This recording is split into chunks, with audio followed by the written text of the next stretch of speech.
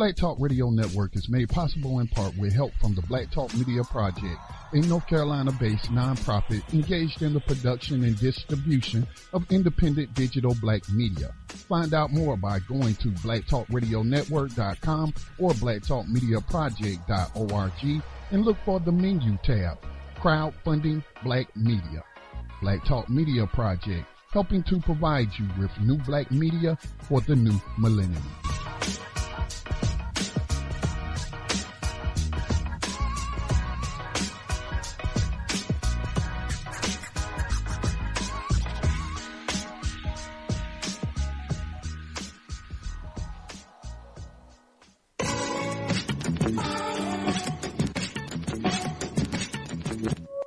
And opinions expressed by callers, guests, and hosts do not necessarily reflect those of the Black Talk Radio Network and Black Talk Media Project. Black Talk Radio is new black media for the new millennium.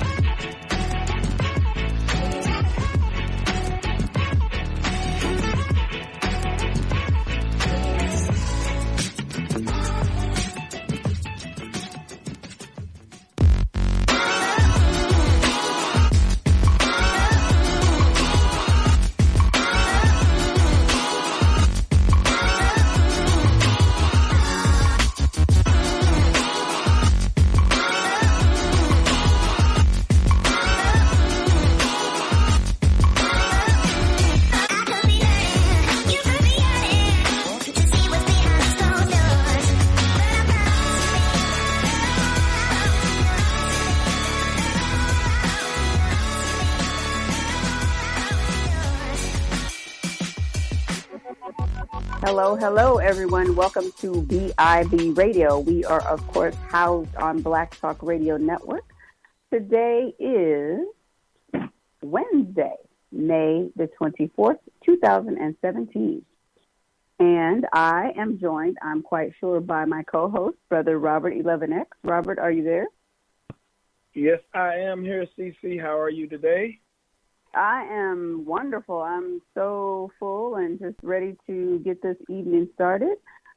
Today, we are going to have the pleasure of being joined by a brother that you know. His name is Brother Darrell Muhammad, and I'll go ahead and read his bio. It says, Darrell has over 30 years of experience in the area of sales and marketing, investments, financial empowerment, real estate investing, personal development, online marketing, network marketing, wealth creation, and entrepreneurship.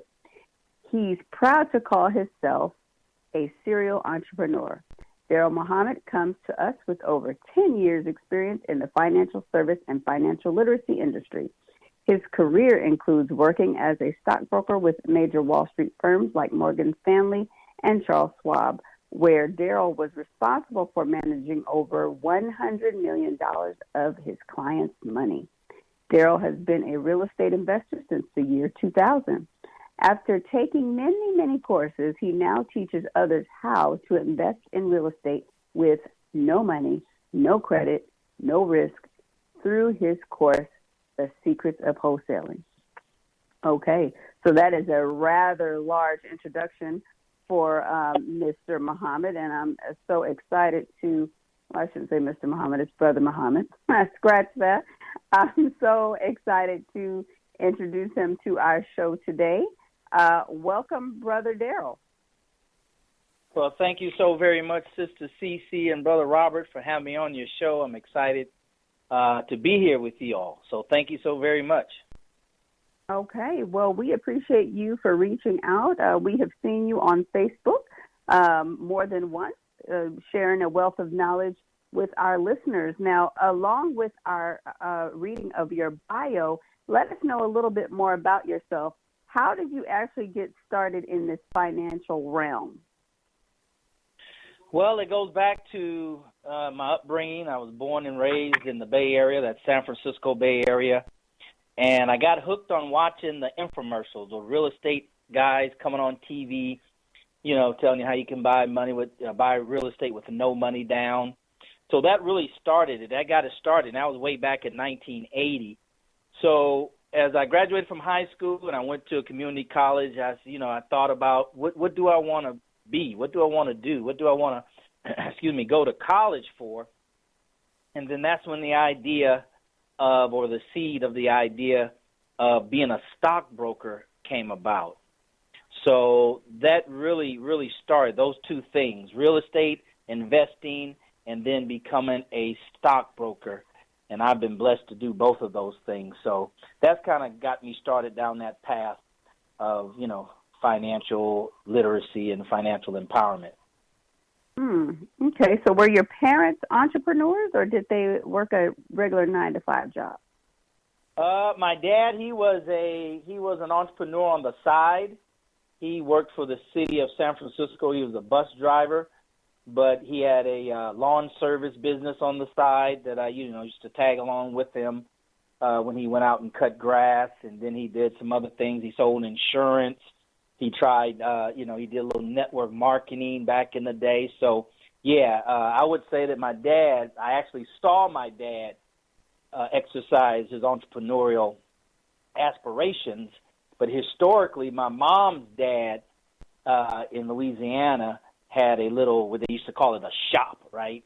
A little place, a little juke joint place there right outside of New Orleans. So far back as I know, that's kind of how it got in the DNA.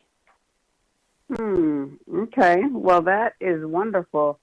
Now, what are your plans for the future? Now, you've given us such a large resume, and I can tell you like to empower the Black community.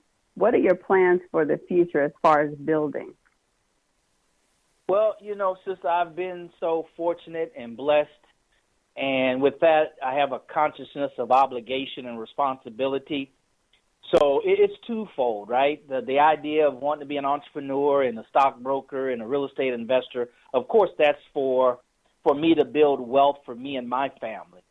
But, I over the years, I realized how uniquely blessed I've been.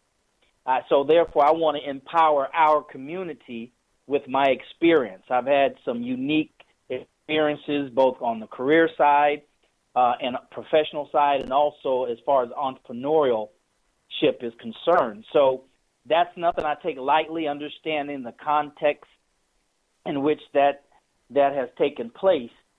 So it's to empower others, right? Because there's enough Black folks out here that are building wealth for themselves, but not enough of us, coming out here to try to plant the seed and inspire others to do the same thing as well. So it's twofold, of course, for me, myself, and in our community, and then through the education that I've been doing for the last 3 years as far as educating us and awakening our consciousness around money and really what money is and wealth.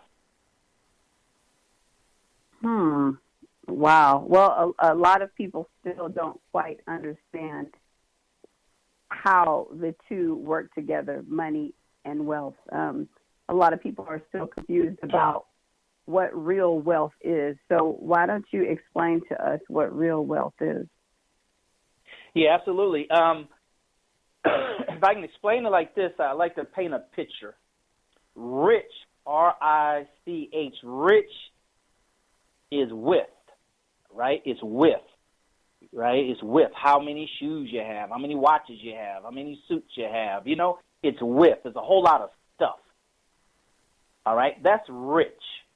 Wealth is depth, right? Wealth is depth. It's not a whole lot of things. It's more concentrated, it's more narrow, and it drives deep. Robert Kiyosaki say wealth is how many days, years, months you can live, maintain your current lifestyle without having to work, right?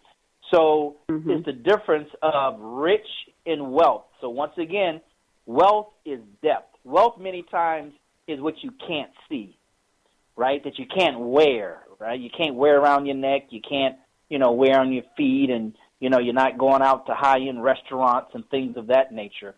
Wealth is stuff that you really can't see, tangible assets, whereas rich is really just money, income, and the things that it can buy.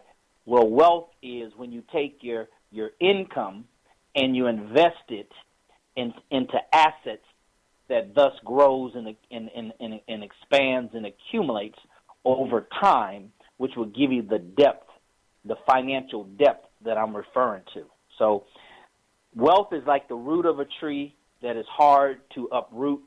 The deeper the root goes, wealth is just on the surface. It's just shadow. Anything can come along and just blow you away, blow your riches away. You know, a disaster in your life, or you lose your job, or, you know, you're an athlete, entertainer, something happens, and that money gets shut off very, very quickly. So that's how I would tell people to kind of picture in their minds the difference between being rich, income, wealth, having assets. Now, Brother Robert, what do you have to say about all that? Well, I mean, you know, he quoted one of my favorite authors, which is Robert Kiyosaki, and I love a lot of his information that he puts out. But I definitely agree, you know, and then when you look at real estate, in my opinion, when you look at real estate and the depth, as you said, of how many generations that real estate and the ownership or control of land can affect and benefit, you know, that's one of the things that I'm personally focusing on, is that ownership and that control of real estate. That's, for me personally, that's a part of that wealth that you're talking about. I believe would you agree with that or not? Oh, yeah, absolutely. Absolutely. It's a cornerstone of wealth building and securing and protecting your wealth. Real estate is what I call the common man's way to wealth, right? The common man's way to wealth. Brothers and sisters, all you got to know how to do is add, subtract, multiply, and divide veritably well. If you can do those four things veritably well, you can be as rich and wealthy as you want to be in real estate, because it's so basic and fundamental to our existence. So that's why it's the common man's way to wealth, and it's definitely one of the principles or cornerstones, the pillars of wealth building. So, my brother, I want to ask you, what would you suggest to the people that don't have an ideal of what they want to do to become wealthy? Give them somewhat of an ideal of what that could look like in terms of what they need to get started to, or an option that you can give them to actually get on the path of being wealthy. Yes, sir. Absolutely, brother. Well, you know, it all starts with information, right? It starts with information. We have to go out and seek the information. I mean, nobody came and brought it to me. Nobody came and laid it at my feet. What happens is someone pricks your conscience. You see something, you hear something, someone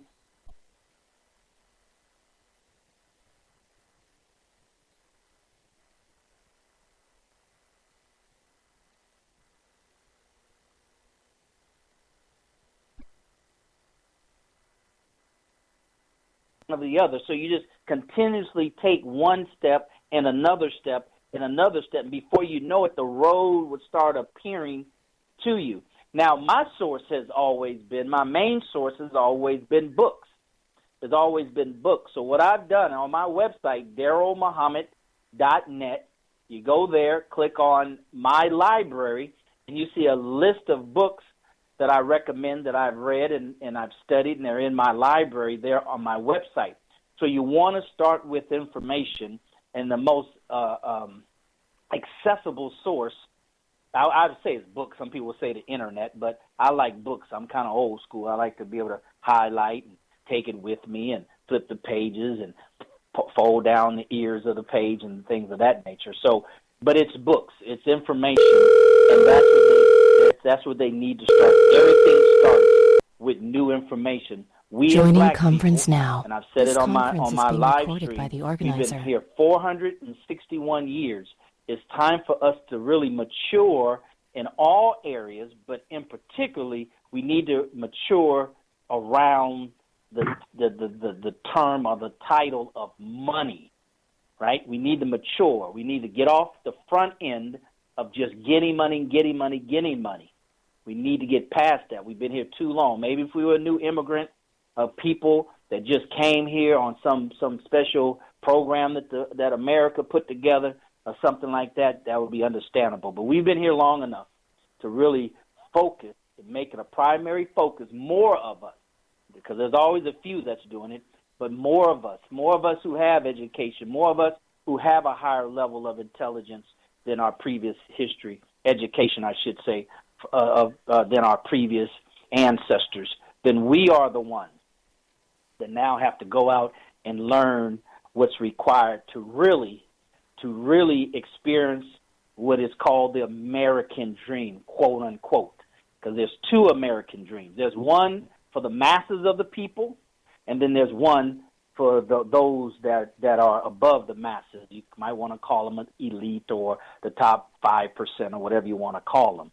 So that's what I attempt to do. As the sister asked me, Sister SiSi asked me, that's the educational part. That's the educational part that I do every day of the week on my live streams. So information, books. I like books. Right. Well, I heard you say basically we need to just go ahead and carry the torch. I mean to say that, but we should be ready to go ahead and move forward. Now, I don't think that we're necessarily more educated than our ancestors. I think our ancestors were pretty educated. They were building towns and cities and communities, but unfortunately, wealth has not been able to be amassed because white people have burned out that wealth. White people have totally trampled on the things that we have built, which would have allowed us to be much further than we are today. So I don't know if it's a matter of us being smarter or more educated or even more technology savvy. It's a matter of being able to sustain what it is that we build. Right, sister. Yeah, absolutely. I agree with you 100%. They had what was called common sense, right? They had common sense and they had knowledge. We have education, which what I mean by that is we have formal education, institutionalized education. They had practical knowledge. They had practical knowledge where they took their experiences and past experiences, and that's what our foreparents used to get ahead and to do the things that you mentioned that we've done historically. So, yeah, it's like this, Once we have the knowledge of something and the desire to do it, then we can rebuild it over and over and over again. So that's what time it is for black people in America to take our very, very rich history of the past, study it, and do as other people do, other nationalities here in America, and use that as fuel to duplicate it, repeat it, and then take it further than where it has gone before, because that is a blueprint for us. So that's what we have to do, and it takes more of a desire or concentration or focus now, because society has changed in such a way to whereas it just requires more focus and more determination to be able to do that. Because see, to build wealth takes time. You can be rich overnight. For those that play the lottery and all that stuff, you can be rich overnight, but you can't be wealthy overnight. That requires more, and that requires more time.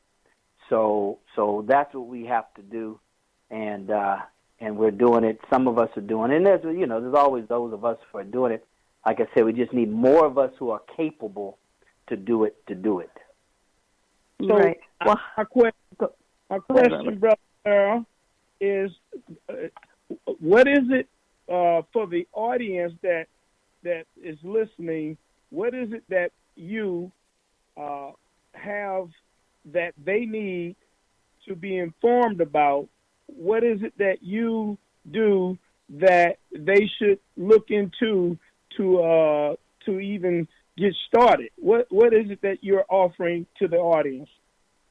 Well, what I want to do is encourage them to let's connect, right? I'm here to serve our community, to serve our people with what God has blessed me to acquire. So, yeah, definitely, I'm here to connect with those who have the desire to build wealth and to empower economically our community. So you can do that several ways. You can go to darrellmuhammad.net, get on my email list, which is a private email list with private events and offers and things of that nature. I'm on Instagram. I'm on Snapchat. I'm on Periscope. I'm on Facebook. Let's connect there. But especially for your audience, Brother Robert, I want to give a gift to them, something that would help them get further in this level of understanding. So I do have a free audio gift that I want to give to them at the end of the show. So they need to stay tuned so they can get that URL, that website for that. Well, I have a question. So because I know we get a lot of information from a lot of different people. A lot of people listen to Dr. Boyce Watkins. They listen to Dr. Umar Johnson. They listen to Claude Anderson. And everybody has an idea of what we should be doing or how we should be doing it. Brother Darrell, what do you suggest that we do to get started? Because we know that as a people, we're still very scattered concerning like some of the most fundamental things. So as you're talking about wealth building and you're giving information on how to connect with you, but how would a group of people or anyone at all begin to connect and even get started? Yeah, good question, sister. Well, you said it. We're scattered, so that means we have to do the opposite of that. We have to find people in our cities and our neighborhoods where we live who agree with that thesis, who agree with that premise, who's in agreement, and then come together and do something collectively, right? Mm-hmm. If it's the stock market, then you find other people who want to empower themselves and build wealth for them and their family to change the trajectory of their family and our community economically. Then they get with those people and they start studying and learning more about investing in the stock market, real estate, network marketing, business, traditional business with a storefront or physical brick and mortar or online merchant. So, it's all about us reaching out. It's all about us reaching out and being diligent and finding people in our community that are committed to the same thing. And one thing we have to understand, that it takes a few people to move the masses, right? It just takes a few people. When you look at the civil rights movement and the number of black folks that helped during that time, either with Malcolm or with our brother Martin, when you look at the number of people versus the number of black people, you know what I'm saying? It wasn't 20%. It wasn't half. It wasn't a large number. But what they did affect the whole. So we have to understand these dynamics. So when we get together with one or two people and three people, we should know that that's enough to move the masses. That's enough for you to make a difference, in your family for generations to come. So if we understand that, then when we get together in twos and fews, we'll know that we have enough. We just need to solidify this group, right? Make it very cohesive and move forward. So that's what I would say we need to do. It's all about unity, brothers and sisters. It's all about unity. And it doesn't take a lot of people. It just takes the few that's committed. I heard one of my mentors, Mr. Holton Bugg, says, a few that are committed is the majority. That is the majority. It just takes a few that are committed. Okay. So have you have you gotten together a group yet of people who are willing to move forward with any type of investment situation? Absolutely, sister. That's why the live stream is there, to reach out publicly and invite folks to get on my list so we can connect and get together. There's a brother that I have that's here in Houston, Brother Casey. He and I meet twice a week to sit down and mastermind and map out and plan things that we're going to do together, that we're doing together. So absolutely. I'm very, very intricate in that. And plus, I'm about to launch something here, and I won't say too much now, but I'm about to launch something that's going to be another national, movement, or it's going to be a movement, and I'm going to reach out, I should say, throughout the country to identify those individuals, like I said, and draw them in so we can do something collectively. Absolutely. Yeah, building wealth is a team sport. There's no way you can build wealth by yourself. It's a team sport. You can get rich by yourself, but not build wealth. So absolutely, sister. That's the only way it can get done. Okay. So I know you mentioned the one gentleman that you're getting together with every so often, but for the people that are joining your list and, connecting with you, what have you planned for them? Let's give you an example. If I called you today or I joined your list and I said, hey, Brother Darrell, I have $500 million and I want to invest and I want to build something with you because you sound like you have it together, what would you tell me? Well, my thing is real estate. Okay. I'll say, okay, Sister SiSi, you have that? Okay. Well, then my thing is real estate. My tool that I'm going to use to build wealth, primary tool, is real estate. Mm-hmm. Then we'll have a discussion around real estate. Because one thing that I learned as a stockbroker, that you have to have a certain tolerance, right? Risk tolerance and a lot of other things. But you have to have a certain tolerance when it comes to investing, and different investments require different levels of tolerance.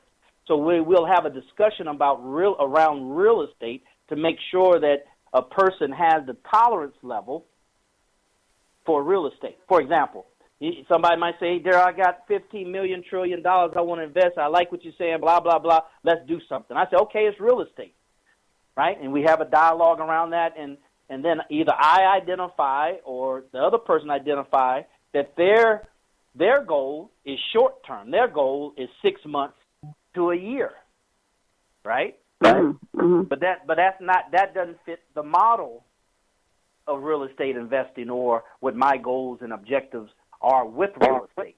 So that won't be a fit. That'll be a mismatch, right? That'll be a mismatch. So then I would try my best to find out what it is that would meet their tolerance level, their expectation, and then point them in that direction. So even if it's not something that we can't do together, like I say, I'm not here for me. When I reach out and do my live streams and other things, that's my way of giving back. Because if it wasn't, then I'll just do my thing and I'll just, try to reach $100 million net worth and all that kind of stuff. I wouldn't reach out to anybody as aggressive and assertive as I'm doing. So it's to point them in the right direction. If it's not towards me, I'll point them in the direction that they can get some help. Right, absolutely. That's good. Now, what would you say to the person that says, hey, Brother Muhammad, I really like what you're saying. I've been watching you on Facebook Live, but, I'm just working this job and I don't have much money at all. I want to be a part of this, but, like so many people, I'm just living paycheck to paycheck. What would you say to them? Always start, always continue, and always end by investing in yourself. You got to invest in yourself, and what I would tell that person, you do that with information, you do that with knowledge, and like I say, you can buy a book. I don't have, $2 to buy a book. Well, go to the internet and go to this website. It's google.com, and put whatever comes to mind in there. Right. Put whatever comes to mind in there, and that can start the process. See, the biggest challenge from my experience as a stockbroker and and financial literacy and helping our people out, they get bogged down in getting started. Mm-hmm. The most important thing in getting started is getting started. And you Right. get started where you are, not where you want to be. So if where you are is no money, where you are is I just got $25, Darrell, a month that I can invest. What can I do with that? Well, they'll tell you on Wall Street, put that in a mutual fund. I won't tell you to do that. I said you need to invest that $25 every month in educating yourself around money. Educating yourself so you can understand other ways of making money, ways to increase your income, right? Become more financially literate, right? Learn how to find financial leaks in your budget, if you will, or in your expenses, your living expenses, right? Because black people technically are not poor, right? We have a spending power of $1.2 trillion. That's with a T. And if that was converted into GDP, gross domestic product of a country, we would be the 9th largest country in the world, and I think there are about 194 some odd countries on this planet. We would be number 9.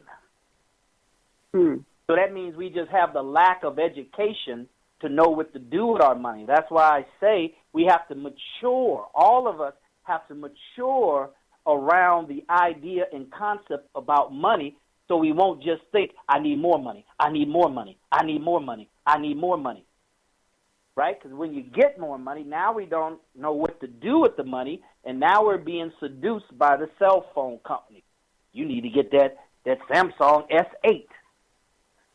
I'm with T-Mobile. I got a text message, I got an email,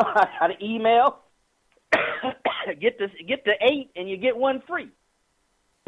Right? Some of us can resist it 2 and 3 and 4 and 5 times. Some of us can't resist it more than once. Right? So that's what I would say. Start with knowledge, start with books. And if you don't have enough money to start with books, then you go to Google. Most of us have smartphones with unlimited plans, so it's no reason why we can't Google something that would open up our eyes of the possibility of what we can do no matter where we are economically in our lives. So invest in yourself. You always invest in yourself. No matter how financially successful you become, the most intelligent people always invest in themselves. They're always going to seminars. They're always going to workshops. They're always going to something that can enhance them, because if they've gotten that level of wealth, then they know it's because not so much what they do, but who they are, type of person they are. That has attracted their wealth. That attracts people to want to do something with them, right? They see something in Brother Darrell on those live streams, right? They don't see, I don't show them bling-blings and cars and money and all that kind of stuff. So they're not resonating with that. They're resonating with who Brother Darrell is. And that's the attracting force right there. And that comes from who you become, not what you have or what you're trying to get materially. Right, absolutely. I think we still see a lot of people trying to start from where they want to be, like you said, and that's like the keep up with the Joneses situation. And quite frankly, a lot of people just are not there, and they won't be there, because if you haven't taken the time to reflect on exactly what your situation is, then you can't get to where you think that you want to be at all. Right. And then you wouldn't know how to get there. You don't know what's required, and that's what I share on the live stream. We have to know the dynamics of things, right? We have to know the dynamic of things before we get into it, the best of our ability and level of understanding. I think too often we as black people, we get involved in things and not understand and comprehend the dynamics involved, the the moving pieces. So we get involved, we get engaged, and then we start identifying the moving pieces, and that's what messes us up. Right? That's what messes us up. Right? For example, I use this example, sister, real quick. I said, if I was in a room of 1,000 people and I say, who want to be rich? A large number of people would raise their hand, probably the majority of people. But if I went through a scenario of what wealthy people had to go through, their levels of failure, their level of disappointment, and all this stuff that they had to go through, and you can just pick anybody in any community, right, outside inheritance money, and I put that on the board, and I asked that question, who would want to be rich if they had to go through all this that I just put on the board? I would rest assured you'll get just a trickle of hands at most. It's because we're not aware of the dynamics that are involved to get the thing that we say that we want. Wow. I mean, what we really need to decide is if we really need them. I mean, as the economic times are changing, some people are discovering now that it's time to kind of buckle down, and they really don't need the $450 a month car payment or the new phones or the biggest house and, all these extra bills and things, because as times are changing, the world will fool you and think that things are getting better, but those who are in tune to what's really going on, I think we can see that it's not getting better, it's getting worse. Absolutely. And here's the thing, back to the dynamics. It's always getting better for some and worse for others at all times, right? No matter what the macro is happening, right? Now, being that I was a stockbroker, and I was a stockbroker for 6 years and used to be with one of the top 4 Wall Street firms in America, then I have to let our people know, sister, that, everything has cycles. Now, we know that consciously, but subconsciously we're not moving, like you said. We're not responding. Our actions don't reflect that. But what I'm saying is that we've basically gone here in America, mathematically, based on statistics, has gone through a 8 to 9 year growth since the collapse in 2008-9 of the mortgage industry, right? So it has been growing slowly but surely since then. Well, with being trained and being a stockbroker, and those who are professionally trained, and that's what they do, they watch the economy, then they know, as you mentioned, that a correction, and that's mildly speaking, a correction is soon to happen. Because you just can't go 8 years, 9 years, 10 years, 11 years, 12 years with continued growth of any measure, right? So those that are attuned and astute, they know, and they're buckling down for the inevitable, because everything in God's universe has cycles, right? Have ebb and what they call it, tide and ebb, or whatever it's called. But that's what they understand, and then they are going out and they're announcing that to the world, or they're announcing that to their constituents. Well, we have to have the same thing in our black community, and we need to have as many of those as possible. And you mentioned some of those, and I watch them very, very closely, and I'm students of theirs. Students meaning I'm watching them and studying them, right? And they're trying to let us know. But when you talk about those, which is 4 or 5 of them that are on a national level, and we're talking about economic now. Umar doesn't talk about economics per se, but I know Claude Anderson does, Boyce Watkins does, and our brother George Fraser unequivocally does, right? So that's 3, and we're 40 to 50 million people.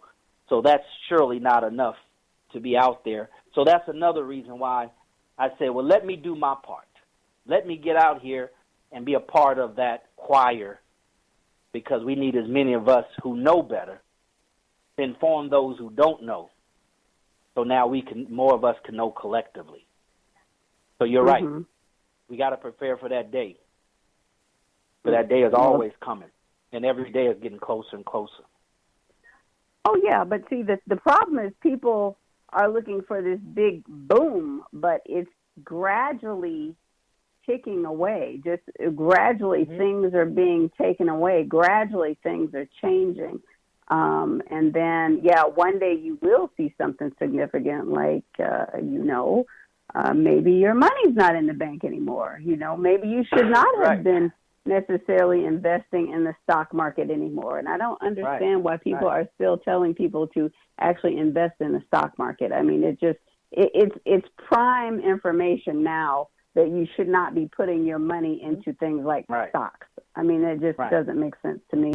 But again, as a people, like you were talking about us being informed before, we're not informed, and we find out the information way too late. And just the time is now to be educated about what it is that we need to be doing. More than anything, I would say securing financial situations that are going to be feasible for your family. I mean, that's what people really should be talking about right now.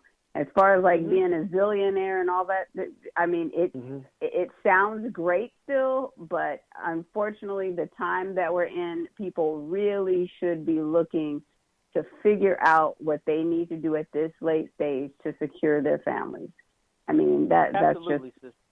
Yeah, that's where Here's it the is. beautiful thing. Here's the beautiful thing about it. Once we start becoming more financially literate, then we'll come to understand that wealth has nothing to do per se with being with a lot of money. People think wealthy means, that means, whatever that means, $1 million or 10 million or 20 million.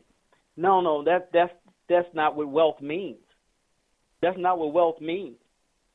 Wealth means you own assets, income producing assets. And it might only kick out $10,000. Let's be conservative. It might only kick out $5,000 a month. Well, if you're following financial literacy principles and you're living within your means, some people say below your means. Within your means, that means within $5,000 a month, then you're wealthy. You're wealthy because you have income-producing assets. Means you're not working for that income. It's working for you, being whatever it is. Then you're wealthy. At that point, you are wealthy with $5,000, where another person cannot be wealthy with $1 million income a year. So it has nothing to do with the large number. It has everything to do with understanding what wealth is and how to acquire wealth. And the only way you acquire wealth is through assets, income-producing assets. Okay, now what are those assets? Real estate, business ownership, and for those who believe in the stock market. Oh, okay. Now, do you believe that there's still something safe in the stock market? Do you still utilize the stock market? No, I used to be a stockbroker, and I don't know. You see, the stock market is for the big boys. That's really where the big boys play, okay? And they use the little people money to play with. It's almost like Las Vegas, right? So, like I said, we don't understand the dynamics of Wall Street. If we did, then we wouldn't play it, right? Right. For example, most black people don't have enough money to invest on Wall Street to get a dividend or have income kick off from it to really make a difference in your life. Mm-hmm. You have $250,000 in the stock market. You make 10% per year. That's $25,000. Now, that's good when you add it to your Social Security and then add it to something else. Now it might add up, right? Mm-hmm. But by itself, it's nothing. But the big boys who got millions upon millions of dollars, they got $10 million in the stock market, $20 million, 10% on that, which is very generous. You're not going to get 10%. That's not a reasonable number that you can just think you can get just for example purposes. Then that's something that they could, 10 million, 10% is what? $1 million a year. That's something that, you can live off of that just from the stock market, just from having your assets in the stock market. So you're right, sister. So when you don't have enough to really make a difference, it's just supplemental income with another supplemental income. But then you know what I'm saying? We're not astute enough. We're not attentive enough. We're not watching it like we should, because here's the thing we have to understand. Nobody's more responsible for your money than you. Not your financial advisor, not your CPA, nobody. So if you're not trained and you're not watching it on a regular basis, and when it takes a dip, a dive, when it takes a dive, when it plummets like it did 2008, you lost 50%, 20%, 30%. All in a matter of days. And let's not talk about the trading systems, right, that are out there, that professional stockbrokers firm like the one I work for and the big boys on Wall Street, they have a totally different trading system than you will get online from whatever. You don't even have the same trading system. They have computers that trade for them, where you trying to watch a market and going in, log into your account and all that. You ain't got a chance to win at that game. It feels good. It's fun. It's like watching a football game and pulling for a team, but that's your money. Right. It doesn't feel fun when your money's gone. No, it doesn't. It doesn't, you know? So, but that's a big thing. I got a question for those that may be interested in going into the real estate after listening to what you just said, because I definitely totally agree with you on not ever, no one investing in the stock market, period. But as it pertains to real estate, what would you suggest to our listening audience when you say, okay, real estate is that wealth building tool? Okay, now, if you're looking at America and you're looking at the declining value of a dollar, then what aspect of real estate will give you the most secure reality, given that the rate of the dollar, the value of the dollar is falling?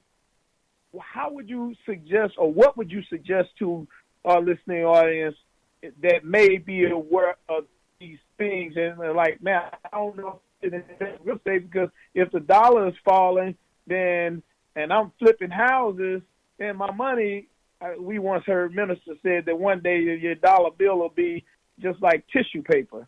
So with that being in mind, what would you suggest for those who may consider real estate but are afraid because of that ideal? What would your suggestion be to them? Well, the way that you build wealth in real estate, and anything for that matter, is you have to buy and hold. Now, flipping real estate is good for the purpose that it serves. For example, I have a real estate training system that I sell, and it specializes in teaching you the skill set of what we call wholesaling real estate. Right? Now, that serves a specific purpose, and is not to build wealth. It's to generate chunks of cash. Most people have a cash flow problem. When I was a stockbroker, I remember reading a statistic that says that 75 to 80% of all personal bankruptcies could have been avoided with an additional $500 per month in the household. So people have cash flow problems.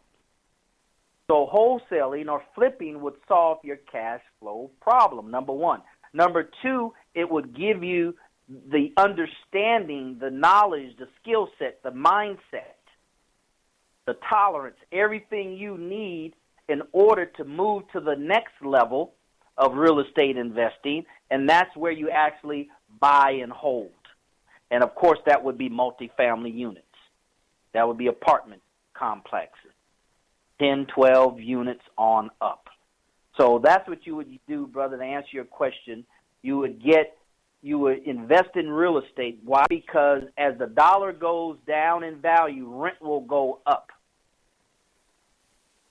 So real estate is one of the best way to hedge, as the term is used, or it's as close to inflation proof that you can get of mostly any asset, especially any asset that produces income. Did I answer your question? I totally agree with that.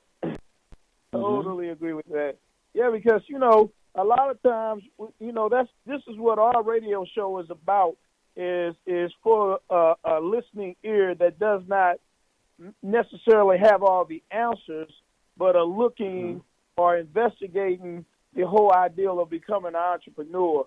And when we have guests on the show like yourself, we want to be able to give that audience, I mean, the meat, some good meat to chew on, so that they can leave from this show here and say, man, I'm going to investigate this wealth building tool here, real estate, because that guy just told me some things about real estate that I never thought of. And see, I'm glad you said what you said, because you know, I tell people about flipping property. It has its place. When you are cash poor, then you flip. You flip a couple of properties to get your money up. But for me personally, you flip a couple of properties, you buy and hold. And you may flip a couple of more and you buy and hold. But by and large, you buy and hold, as you said. That's the whole idea. You buy and hold. That's the idea. That's the way of building that wealth, you see. Right. And a lot of people get this whole thing, they get so gun-ho on having a lot of cash. Having a lot of cash is not good. Having a lot of cash flow is better. Right. See? And when you have a lot of cash, it's better to have a lot of products and real estate that your cash is tied up in than just having a whole lot of cash sitting around. Because people don't understand the whole concept with how money works. Right, absolutely, brother. And for those in your listening audience that say, "Hey, man, I'm gonna do the traditional business," right? Traditional business. See, I don't come from the perspective of my bread or what I have is the greatest thing since sliced bread. Everything has its place, and that's what I mean about understanding and having a comprehensive understanding of the dynamics. If something didn't have a place in society, it wouldn't exist over time, right? So we need traditional businesses because that's the best way to provide employment for people. You're always going to have 10, 20, 30, 40, 50 more times the number of employees than employers. So that's very, very important, right? So that's but here's what I propose to those that are just traditional based business owners, brick and mortar business owners. Look at real estate as a means to an end. Let me explain. Look at real estate investing as a way to learn about sales, about marketing, about how to go out in the marketplace and get chunks of cash in a short period of time, very short period of time. Get real good at that or participate in that, Brother Robert, and then you use that as your seed capital or your bank for your traditional business, what you really want to do. See, most of us go directly into what we want to do without the prerequisite knowledge, and that's what causes a 90% failure rate, 95% failure rate for all traditional business within 5 to 7 years. Whereas if you kind of work your way up, if you kind of you crawl before you walk before you run, and you run before you jump. But we don't do that in business. I want to open up or whatever, so I'm just going to go into it. I'm going to pull off my 401k. I'm going to call Brother Robert and Sister SiSi and ask them. I'm going to sell it real good so they can give me $25,000. But if we get real estate, learn the things that I just said, use it as a way to generate capital that you need to go into business, and if that business fails, you still got your apartment complex still kicking off cash for you. That's so right. You don't have to go back to a job because your barbecue pit fails. You see what I'm saying? Yes, but sir. It comes with the process of becoming financially literate. It starts with the process of taking the lid off of our thinking as it pertains with the whole dynamic of money, everything that surrounds money. It's like a wheel. Money is in the middle, and it has all these different spokes from it. We're not aware. We only know one spoke. That's a job. And maybe, I'm going to start my own car washing place. Mm-hmm. So that's what I would propose to your audience who say, I don't want to do real estate. I'm going to do traditional business. I'm going to open up my restaurant because everybody like my food. All right, you want to increase your chances of being successful? Step back. Get you a good running start. Get into real estate, and then you can see what it takes to make chunks of cash. So whenever you need an infusion, say, let me go out here and flip some houses because I'm going to need $100,000 in the next 6 months to get me some more equipment. You're not going to the bank. That's going to tell you no. Yes, sir. So, Brother Darrell, please tell the listening audience how to get in touch with you again. All right. The way they can reach me, DarrellMuhammad.net. That's DarrellMuhammad.net. That is my website. Go there, put your name and email address in the space provided, and you will be on my special VIP list. You'll get special offers, special announcements, special events that's just for those that's on my list. Also, Instagram, everything's Darrell Muhammad. Instagram, Snapchat, and Periscope, and you can watch my daily live stream entitled The Money Game, The Winning Rules to the Money Game for Black People to Win and Dominate. That's the title. And that is Monday, Wednesdays, and Fridays at 11 a.m. Central. And Tuesday and Thursday night at 8 p.m., 8-ish, depending on what I'm doing. And then like tonight, after the Empire, at 9 o'clock, I come on and talk about building an empire with real estate. So as soon as I get off, I'll run in the front room, set up, and we'll do that tonight. Talk about real estate and helping us understand the dynamics of real estate, brothers and sisters, because real estate, man, that thing is so powerful. One of the reasons why we miss the power of real estate is because we treat it just like another one of those things, another way of making money. But we really, really don't understand the power of real estate investing I'm talking about. The tax laws benefit two groups of people. This U.S. tax code of over 12,000 pages benefits only two groups of people. And if you're not in one or both of these groups, then the tax law is written against you. Wow. Well, our listeners definitely... Let me just share with it one way, and then if we're wrapping up, I can give them the gift. The tax code is written for business owners, and real estate investors. Right. Real estate investors. And I like to tell people, what happened if your real estate investing was in a business? Now you're getting the benefit of both of those two things wrapped up in one because you're structuring your real estate investing in a business structure. So now you can use all the advantages of the tax code. Wow. Right. Well, they need to definitely follow you on Facebook so they can find out more about these tax codes and information. But we want to definitely tell you thank you. Feel free to come back at any time and let us know what it is that you're doing as far as entrepreneurial endeavors. And we look forward to talking to you again soon, Brother Darrell. Thank you so much, and continue to listen to BIB Radio. SiSi, he had a free gift he was supposed to give away. Okay, well, let's go ahead and let him give his free gift away. I'm sorry, I forgot about that real quick. Yeah, thank you. First of all, let me just say thank you, SiSi and Brother Robert, for allowing me to come on your show. And I'm here to serve. That's the other part of my mission for the rest of my life.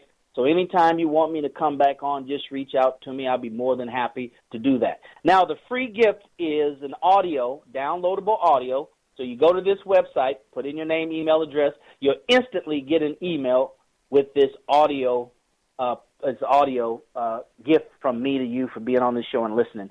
The audio is entitled, What Black Folks Don't Know About Money. What black folks don't know about money. You asked me earlier, what can they do to get started, to start the ball rolling? As the old folks say, get this audio. What black folks don't know about money. Very, very informative. Sir? It's free. I said it's free, so they need to get that. You don't have to pay anything for it. Just download it as the brother instructed you and listen. Yeah, Listen, it's free. Thank you, because I didn't say it was free. It is free, so you don't have to wait and wonder, oh, Lord, they're trying to sell me something. It's absolutely free. Now, here's the website. Here it is. It's bit.ly, bit.ly, bit.ly/Black Dollars with an S, all lowercase. Once again, to get that free audio, what black folks don't know about money, go to bit.ly/Black Dollars, lowercase with an S. Thank you very much, Sister SiSi. I appreciate this opportunity, Brother Robert. Continue doing what you're doing, brothers and sisters, because this is the time in which we need to really ramp up this conversation, and we can't talk enough about independent black economic empowerment. We got to drown out that foolishness and that noise that's out there with the right information. So thank you all very much, and continue to do what you're doing. Absolutely. Thank you, Brother Darrell. Be blessed, okay? Thank you very much. Have a good evening. Assalamu alaikum. Wa alaikum salam. All right, everyone. That was Brother Darrell Muhammad speaking on several things entrepreneurial. And that's what we do here on BIB Radio. We definitely invite conversations concerning business, entrepreneurialism, and black people in general. That's what we do. So what we are going to do next is, in the hour coming up, we will be talking to Sister Lystra S. John about your credit, business credit, personal credit. Are you still afraid of it? What are you doing with it? Are you ignoring it? A lot of us are, even in business. So she will talk to us about business credit and personal credit. So make sure you stay tuned for that. And let's see. Yeah. So that is in the last hour of our show. So just make sure you stay tuned. But right now we're going to go on break, and you're listening to BIB Radio on Black Talk Radio Network. Again, stay tuned.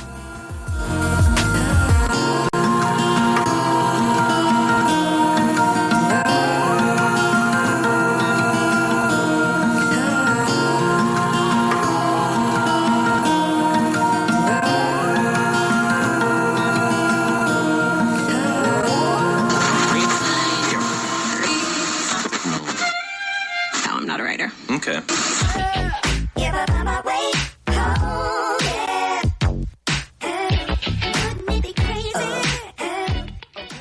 Black Talk Radio since 2008, providing new black media for the masses.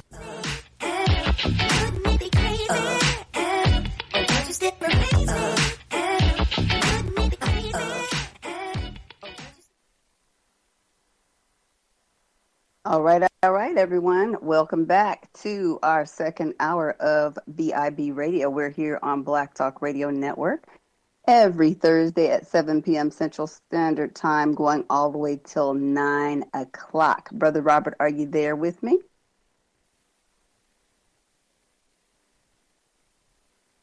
Can't hear you, Brother Robert, if you're there. I guess you just unmuted me. That wasn't me. That was probably Scotty. Sorry. Anyway, so yes. Okay, so our next guest is a sister that I have come in contact with named Lystra John. And I'm going to read her little, her big bio here that she's provided. She is an intelligent, educated woman dedicated to helping others be their best selves.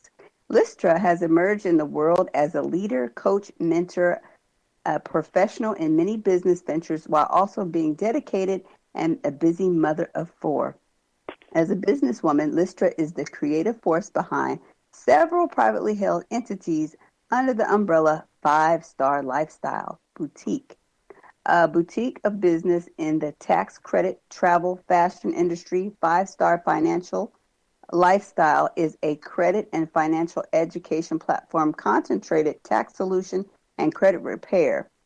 5-Star Travel, a full travel agency. Lystra is also the founder of a Leap for Stars, which is image consulting and mentoring program focused on internal beauty as well as external. Financial and credit education is a passion that she has burning up inside of her. Her commitment and dedication to educating one family at a time. It is important to educate at the early age as possible, and it's never too late in age to learn as well. Affiliate opportunities are available to anyone interested in partnering with Lystra to start a successful business and create a platform to transform their existing businesses and lives from inside out. Lystra is passionate and focused on helping aspiring others develop their professional brand while developing a cutting-edge business. All right, so what we would like to do right now is welcome Miss Lystra John to BIB Radio. Hello. Welcome, guys. sister. How are you? Hi, good night. Can you guys hear me well? Absolutely. You are coming through wonderfully. Thank you. First, I would like to thank you for inviting me to this platform. I appreciate it. Yeah, okay, well, we thank you for coming on because we have had a time getting someone on here talking about credit the way that you're going to talk to credit to us and our listeners. We also have my co-host, Brother Robert, on the line. Oh, Brother Robert. Yes, good evening, sister. How are you? I am blessed and highly favored. All right, heard that. Okay, so now, outside of what I have just read in your bio, why don't you personalize your information, Lystra, so our listeners can know who you are and familiarize themselves with you and feel perfectly comfortable with divulging their most precious credit information to you. Okay.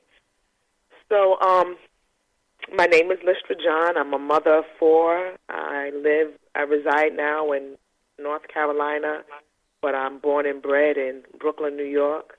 I always make sure I shout out where I'm from.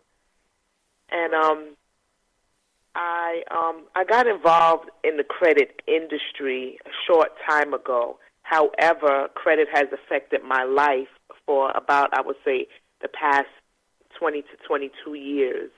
I have been affected by credit. And my transparency with my own personal credit history, my maturing in my credit life has allowed me to help others because I realize that it's such a common conversation. Everywhere I go, I can mention my other businesses. People can't relate. But as soon as I mention the word credit, it's like a light bulb goes off in a lot of people's head. And it's most of the time it's negative. Personally, for me, I can say prior to me getting involved in the industry, I didn't want to discuss credit with anyone. When I heard the word credit, when I thought about my credit, I would get nervous. I felt offended if someone wanted to talk about my credit. I felt it was my business. And I think I just took it personal because it reflected on mistakes that I made in my life. And I felt that because my credit was bad, that I was a bad person. However, now that I've gotten involved in the industry, I realize so many other people feel the same way, and that's one of the first things that I try to make people understand. Bad credit doesn't necessarily make you a bad person. It's really a lack of education, lack of knowledge, and you just don't know what you don't know. And it's never too late to start over. It's never too late, and it's never too early as far as credit is involved. Okay. Well, let me ask you this. So I think that you're right concerning credit. People do kind of feel stigmatized and like they're a bad person because they haven't been able to maintain a good credit score. But with lack of education and, I'll just say, like you said, lack of education, you don't really know what to do with your finances. You may run up some extravagant bills that you don't need to. For instance, like one of the biggest ones is student loans. We know that student loans have become such a problem for people. I mean, you're borrowing this money to pay for this loan, and then you're not even able to get a job later on because there's no jobs in your industry, or you don't really know that you should be looking to become an entrepreneur, or whatever the reasons are. But you have this very inflated bill from the student loan company, and therefore now you're on the forbearance and all this other stuff, but you have bad credit accruing from this student loan situation. What do you know about that? Well, I say it's, to me, it's generational. We were raised to go to school, get a job, work 40 years, to then try to pay for the schooling that some of us are not even using. And we're just told this is what we need to do, but we're not told how to do it.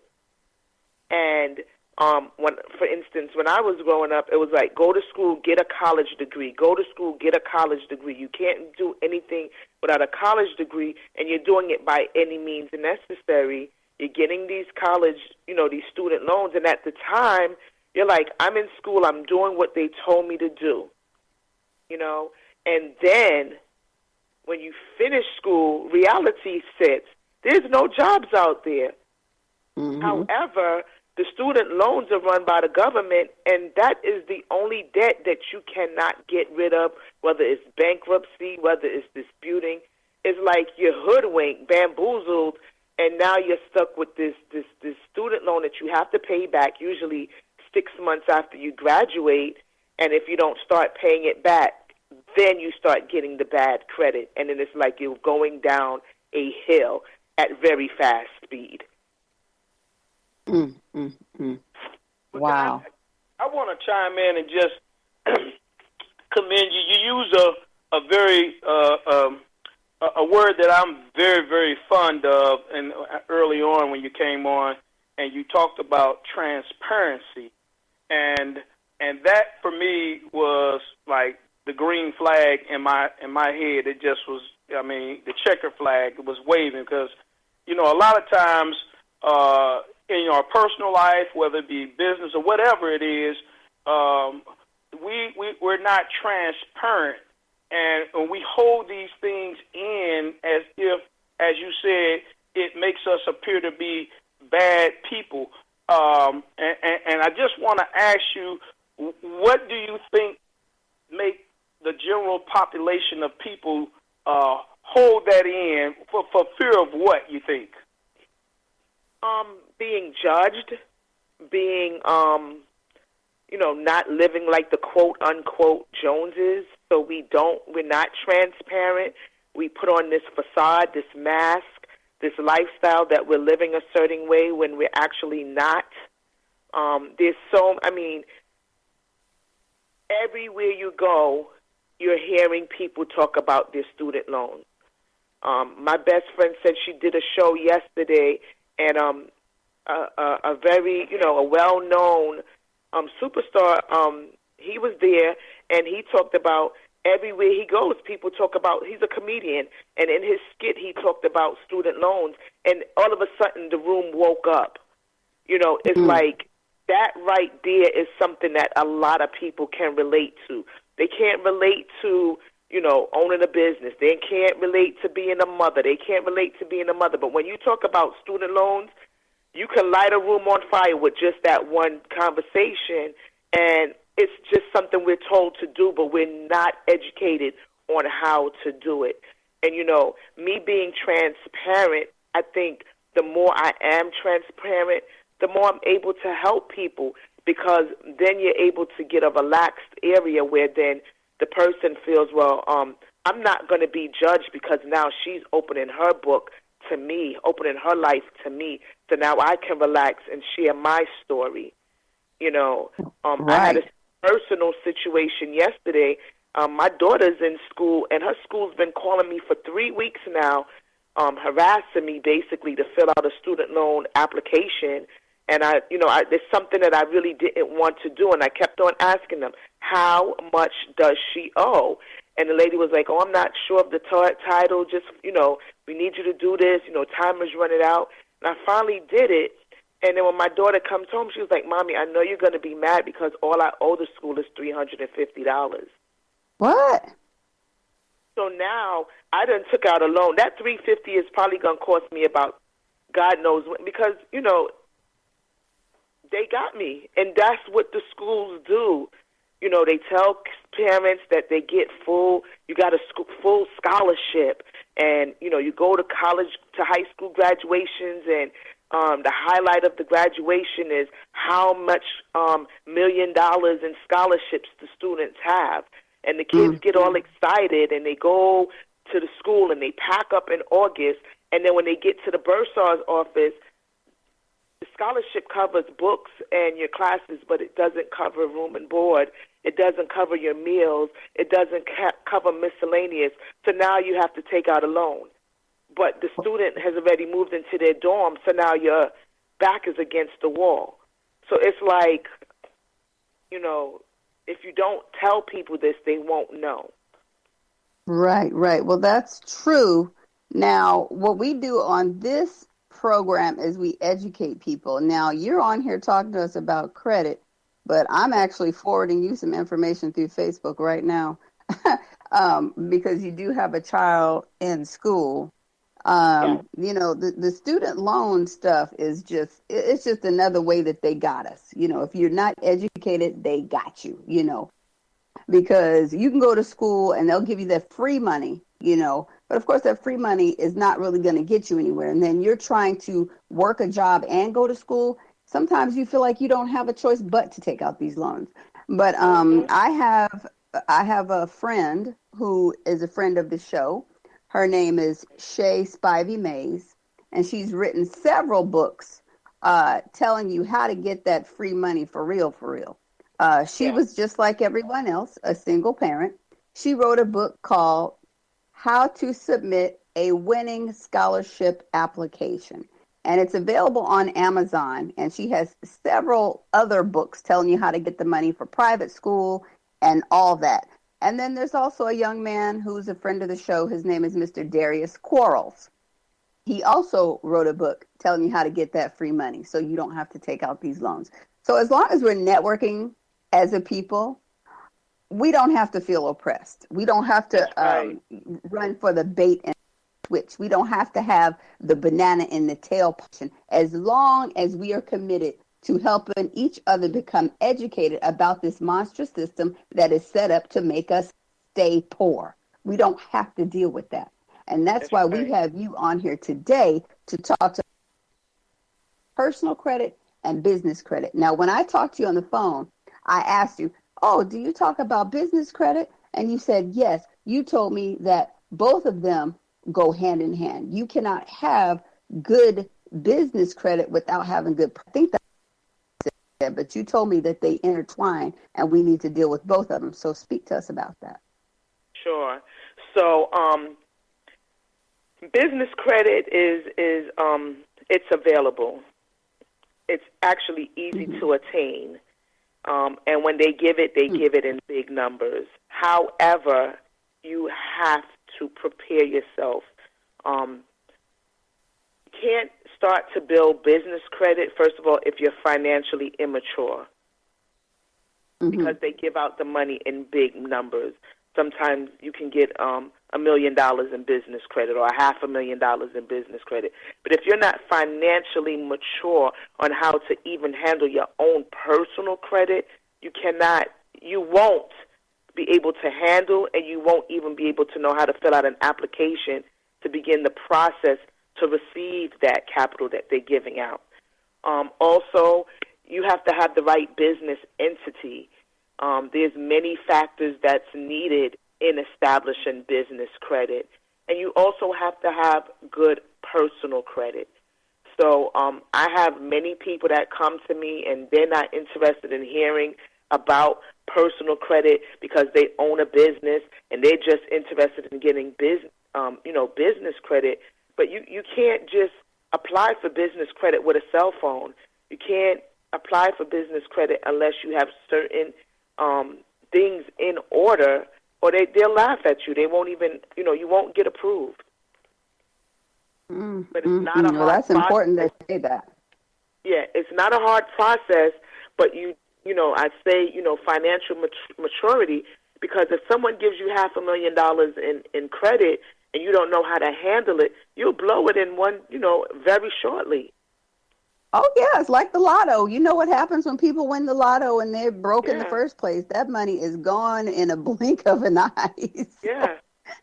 So it's the same thing. We have to become educated. Now, let's go back a little bit. Now, generationally, I think that we have a record of not being so educated about money and finances, which spins us into like a vicious cycle of poverty. I'm not saying we don't have obstacles beyond education, because we do. There is such thing as white supremacy and prejudice and racism and all those things.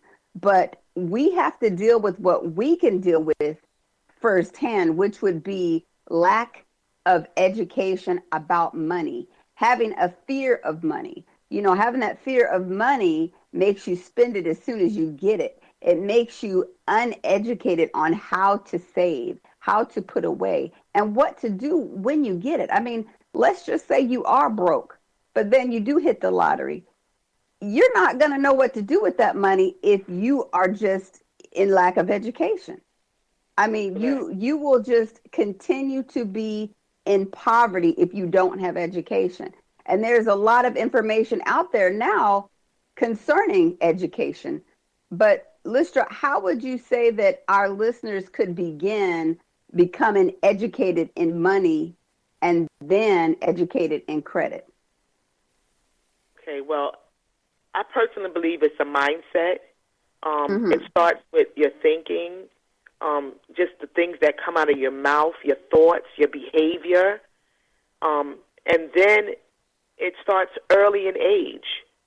So the earlier that you're educated about money, about finances, about credit, it makes you a better adult in your, as you get older.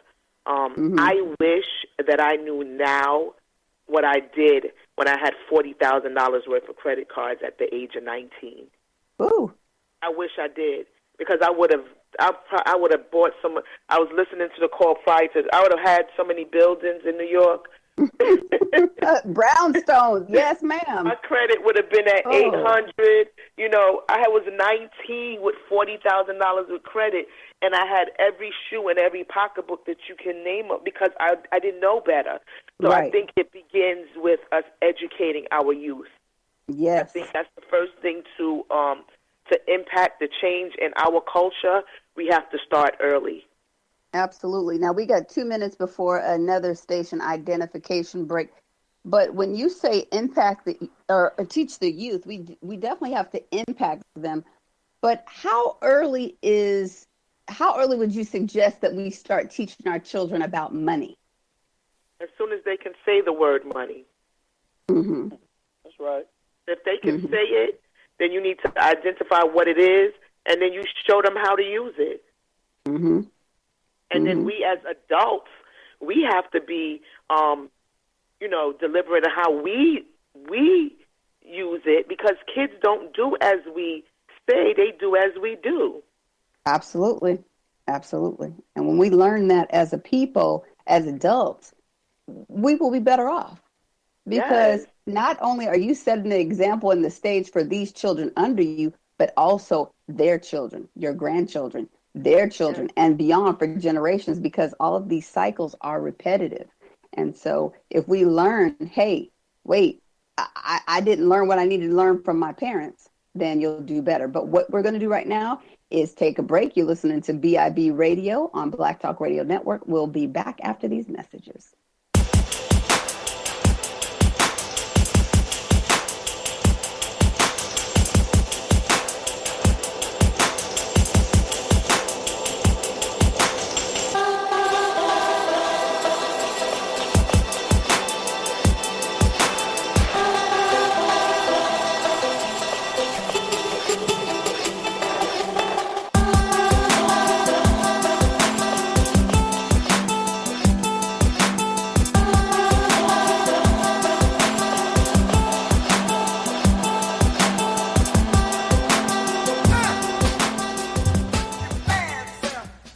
Make Black Talk Radio your choice for digital black radio. New black media for the new millennium.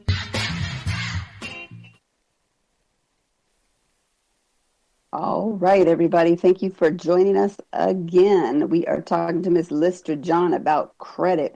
If you'd like to chime in on our conversation, feel free to dial in. Or you could, if you're on the program right now with us, feel free to press ** so that we can see you. Now, Lystra, you were talking about educating the youth. And you said that as soon as they can say the word money, that's when we should start teaching them. Now, what about the school system? Now, most of us know by now, well, some of us know by now, that the school system has not been set up to really teach our children what they need to know in order to get out into the world and survive. So what if a parent is like super busy and they just really don't have time? What would you say to those parents that need some advice on teaching their children what it is they need to know about money? I would say to a parent, first they need, as they learn, they can start impacting how their child learns. I will say that the school system is doing much better now as opposed to when I was going to school. I see the things that my kids are learning about entrepreneurship, about finances. These are not things that I was taught in school. So the school system is indeed teaching it. And it's just little things. If a child wants to borrow $1 and then you tell them every day they got to add a penny to it, there's so many programs. We're in a, with all the technology involved, there's so many educational platforms that that educate about finances. Even if we don't know it, we can learn it together as a family. You're right. And I think what you're talking about is so necessary because it's just like homeschooling. I'm a big advocate of homeschooling our children. Now, a lot of parents feel like they can't homeschool because maybe they didn't graduate from high school or maybe they didn't go to college. But what they must know is no matter what, they are still their child's first teacher. And I like what you said about learning together. That's what it has to be in this whole process of rearing children. Yes, it takes a village, but it also takes a willing parent to move forward in educating their own child. Stop being embarrassed. Stop thinking about, yourself like, oh, my goodness, I don't want to feel like a fool. Your children won't think of you that way. And when it comes to money, if you're not teaching them about money, where in the world are they going to learn it? On TV? I mean, in the social media? That's why we're miseducated today, because we don't have parents that are willing to come off of the fear factor and just step into the conversation about money with their children. Robert, what do you think about that? Oh, definitely. The language that we use or misuse every day is very, very powerful as well. I always say words have power. And when we're teaching children about economics, there's a difference when you say investing and when you say spending. There's a difference when you say money and when you say cash. There's a difference when you say rich and wealth. So all of these things that we throw around so loosely, if we're actually teaching what we need to be teaching, we got to know the difference as adults between the words that we choose to use as it pertains to money, because it definitely, what the sister is saying, I totally 100% agree. So we have to be more proactive as parents when it comes to financial education of our young people. And you said something in reference to adding a penny to $1. Simple mathematics definitely could impact that child for a lifetime. But if we don't use those simple mathematic learning measures, then it'll impact them in the opposite way as well. So, yes, I agree 100% with you. Okay, well, that's excellent. So Lystra, now you have 4 children of your own. We read in your bio. How have you begun to teach them about the importance of money, especially your college student? Because as she's getting into the world, and seeing, all these things around her that she might want. And of course, credit is available to her right now. How are you teaching them about these situations? Well, the first thing I had to do, and I guess that was really what triggered my idea that I really had to make a change. Mm-hmm. I realized that not only was I messing up my credit, but I was one of those parents, and there's other parents on the line that can relate, but I destroyed my children's credit at an early age, because after I couldn't use mine anymore, I started using theirs. So I had phones in their name, I had cable bills in their name, I had furniture in their name, and when my oldest son became 18, and he wanted something simple as a cell phone, and they were telling him he had bad credit, I had to apologize to him, because it was not him that destroyed it, it was me that destroyed it. So in me apologizing, I also had to become transparent, open up the book, and then I said, you know what, we're going to learn how to fix this together. And they listened to me. We did it together as a family. Because, one thing with children, when you come on their level and you say, you know what, I messed up, their respect for you changes, as opposed to just always pointing the finger and telling them what to do but not explaining. Right. And my oldest son, he was able, and my daughter, they were able to listen to me and understand, because they saw what happened when you don't do things right. And now when we start doing things, they were starting to see the changes immediately. Credit scores started going up. They started seeing how our lifestyle was able to change as a result of our repairing our credit. So then they saw the importance of me doing mine and why they needed to do theirs as well. Wow, that's amazing. And that's important that you say that, because they are, riddled with shame and guilt. And so they don't feel, like they could become transparent. But children are very forgiving.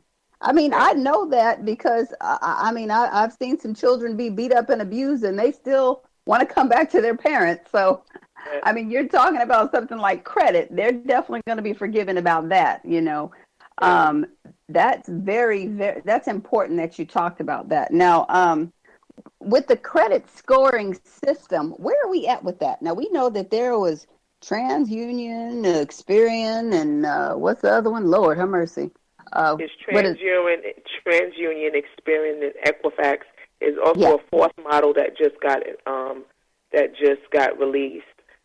There's been a lot of changes in the credit scoring. That's the credit bureaus. Then there's credit scoring, so I don't want to get those confused. Okay. The credit bureaus control the credit history and the credit score. The credit scores, at the time we had the FICO score and we had the Vantage score. Now there's 4 different scores that's being implemented. They're slowly rolling in, but as of July 1st, they will be used across all factors. They'll be used. So sometimes, there's going to be a credit score just for car finances. There's going to be just for cars. There's just going to be one for furniture, one for homes, as opposed to before we just used 2. So there's being big changes being made in the credit industry, and that's why now is the time to get educated, because if you're not educated, they're not going to come and knock on your door and tell you, listen, there's been changes and your score is actually higher than it should be. Until you get educated and actually use the right tools to get it fixed, you won't know. And you'll be ignorant and just be left in the dust. Wow. So yes. I got a question, because I've been noticing the rise in the credit repair industry, which really has caught my attention.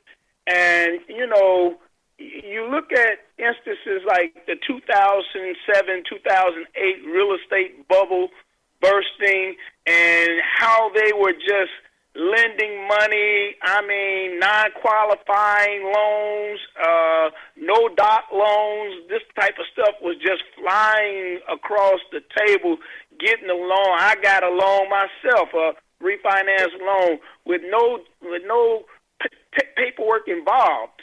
And so I'm sitting back, I'm saying now, what's the next big scam, for lack of better words? What's the next big economic disaster in America? And as I'm curious over the years, I keep hearing credit repair. I got a book called Second Chance by Robert Kiyosaki, who also was talking about the next major financial disaster is, right here is about to happen. Mm-hmm. So I'm listening to you, and you say, well, the time is now to get the credit, repair. And I'm hearing other people say it can be done. And I just looked at my credit report a little while back, and it's not as bad as I heard some other people say their credit score is, but it ain't good as well neither. But would you, or have you even considered or thought, has it even been a thought on your mind that maybe this rise in this credit repair industry is the setup for something else to come in throughout America as it did in 2007 or 2008? It's interesting that you said that. I don't know if you heard me giggle a little bit, because just today I stated it out loud that there's a lot of credit repair agents, credit restoration companies, lawyers. There's a lot out there, and a lot of people are confused and they don't know. But as with anything, you want to find that person that's not just doing the work for you. You want to find that person that's educating you. And that's my passion. I don't want to just take your credit and fix it, give it back to you for you to destroy it again. No, you need to be educated during the process. And that is where I think attention needs to be really focused on. Not as because laws are in place right now to repair your credit. The laws are in place right now. It's in our favor. Yes, it is in our favor. You can get some things taken off that by right shouldn't even be taken off, because 79% of the credit reports have inaccuracies on there. And once there's an inaccuracy on there by law, it can be taken off. But if you're not educating someone on the credit and finances, all they're going to do is go back and repeat the process. That's true.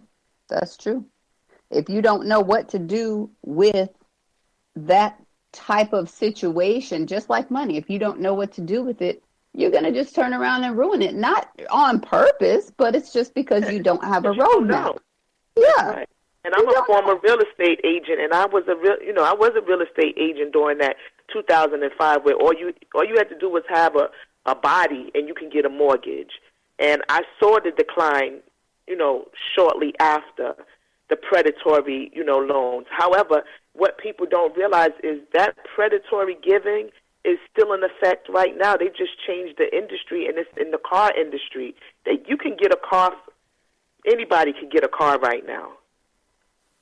Right. And if you're not aware, people are driving cars with finance charge interest rates that's out of this world. They're getting hoodwinked, bamboozled, because they're not educated. And just like how the mortgage industry declined, that will be, I believe, I foresee that's going to be the next decline in the credit industry. Right. And that is true. I mean, people just totally walk blindly into these situations. Like, if you really knew what you were going to be paying on the back end of this car, that after you pay it off, it's 5.5 years old, if you really have some sense about you, you wouldn't do it. But people do it every day because all they see is this shiny. But then when that car breaks down, that's when the buyer's remorse kicks in. When that car payment is due, that's when buyer's remorse kicks in. When you go and you see how much your insurance is, that's when the buyer's remorse kicks in. But if you were educated, you wouldn't even have to come to that. You would know automatically, wait, okay, these things are up to keep me in poverty. That's all about people. So you need to go ahead and make sure that you are getting educated in your credit, your finances, and like I said, more importantly, for your children's children, because those habits that you set today will follow your children, and then you'll pass it down for generations. It's terrible. I mean, I can speak on it myself. I mean, I'm telling you. And I'm not embarrassed because it just is what it is. My parents didn't have no great financial information, and I'm carrying that a little bit myself today, but I'll say to you, I am very proactive and interested in correcting the wrongs that I've been shown. And you have to be the same way. It's never too late, it's never too late. I sit back, I go to churches and I speak, and I look at who's paying attention to when I speak. And it's the senior citizens, because they're the ones that's not too hip, when it comes to technology. They're not on the Facebooks and the Instagrams. They're not on the Facebook Lives and the YouTubes to get all the knowledge that's out there.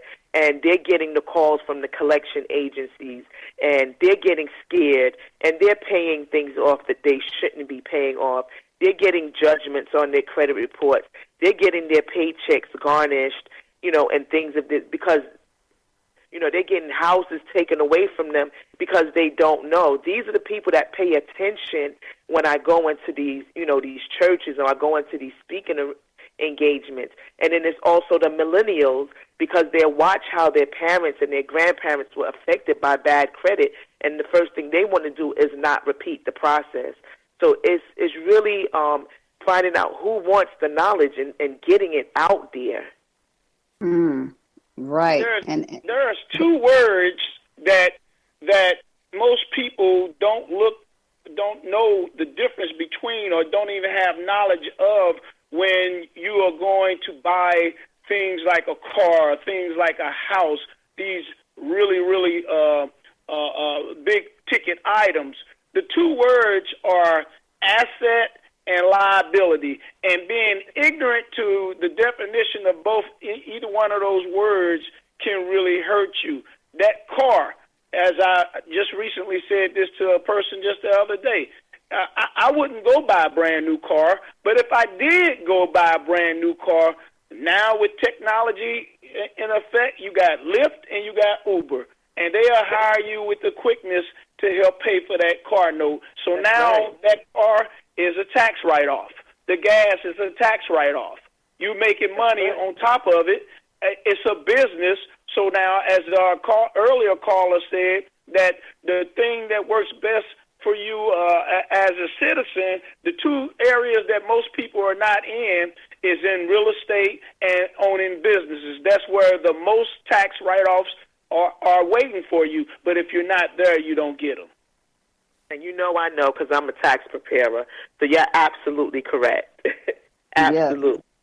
Yeah, and then if you are going to get that car and you're going to use it for Lyft or Uber, you better maximize it. You better go get yourself a minivan, honey, because if you have a minivan and you can port that many people around, they give you more money. I know from experience. But we know that as business owners, we have to maximize the moment, because you never know when the tax laws will change and all of that. And that not to cut you, but that is definitely what's coming. It's coming. So, it's very important for people to be aware and to make change. Like I tell people, like yesterday, let's start working on your financial education now. Absolutely. And how about this? Instead of being on social media just to be on social media. How about being on social media to educate yourself? I mean, there are venues for that now all over Facebook. People do Facebook Live. People do Periscopes. There's YouTubes. I mean, there is so many places that you could be on social media to educate yourself. I mean, you don't have to be there all day, but how about take an hour out every day? Find something to educate yourself concerning credit and personal finances every day. And take notes. Teach yourself. You could be a self-taught person just from the internet. How about that? You should do it. That's true. Now, That's let me true, say. But I also, go ahead. Go ahead. I'm sorry. No, you go. Go ahead. I also wanted to say, even with you mentioned self-educating. Mm-hmm. That's also, it's good and it's bad. Mm-hmm. It has its pros and its cons, because some people, like, growing up, they used to tell me I have some cousins that's overeducated. You can listen to things over and over again from 20 different sources and jack yourself up. I have clients that call me, and they're like, I started repairing my credit because I watched this video on YouTube, and this was free and that was free. But it's just like, would you go in the kitchen and cook something without, using 20 different cookbooks? Cooking is not for everybody. Fixing your car is not for everybody. Some things you do have to leave to the professionals. And because people are trying to self-educate themselves in this DIY, YouTube and Google society, they're making things actually worse for themselves, because they're harming their credit history instead of making it better. So it's just important to make sure that if you don't know what you're doing, get a professional to help you. Well, definitely. After you gather information, I would say gather questions too, so that you can take them to a professional like Ms. Lystra, because she definitely can help you out in those areas where you may need help. Now, if our listeners want to talk to you more about credit or tax preparation, if they're behind in their taxes or something like that, or anything else concerning business that you can offer them, how would they reach out to you? I do free consultations because I believe now, the more I give people, the more I help, the better. Mm-hmm. So I give out my business phone number, and that's 336-484-1228. That's 336-484-1228. I'm also on, I believe, every social media platform that's out. So I'm on Snapchat, Periscope, Twitter, Instagram, all under Lystra S. John. And I also have the 5-Star Financial Lifestyle. Both names are on almost all social media platforms, as well as Tumblr. I just started a blog where I'm going to be putting out a lot of information to help. I don't mind helping people and giving them the knowledge, but there's at a point where they do have to use a professional. Oh, absolutely. I want to ask you, because, I appreciate the transparency, and without going into any financial details, but how has what you've learned to this date, I mean, in real time, how has it affected your credit score and your ability to be able to go out and just use your signature instead of your cash? Wow.